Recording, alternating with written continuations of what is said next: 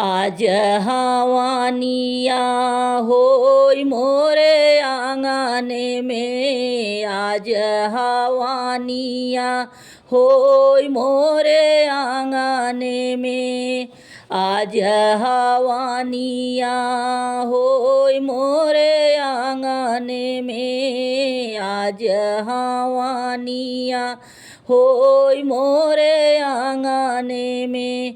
राम जी का होला हो लक्ष्मण जी का होला।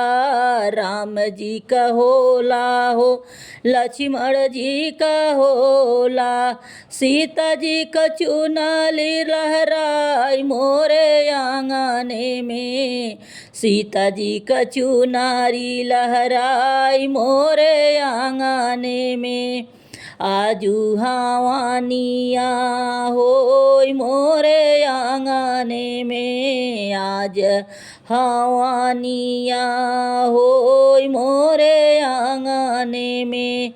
गंगा जी के होला हो यमुना जी के होला। गंगा जी का होला हो यमुना जी का होला। सरयू का लहर सुनाई मोरे आंगने में। सरयू का लहर सुनाई मोरे आंगने में। आजू हवानिया होय मोरे आंगने में। आजू हवानिया होय मोरे आंगने में।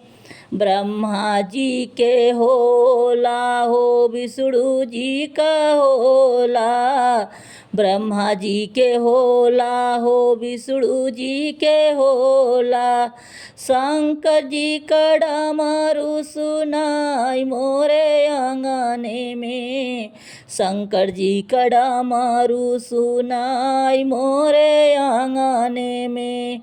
आज हवानिया होय मोरे आंगने में। आज हवानिया होय मोरे आंगने में। हनुमत के होला हो गणपति जी के होला। हनुमत के होला हो गणपति जी के होला। गिरधर का मुरली सुनाई मोरे आंगने में। गिरधर का मुरली सुनाई मोरे आंगने में। आज हवानिया होय मोरे आंगने में। आज हवानिया होय मोरे आंगने में।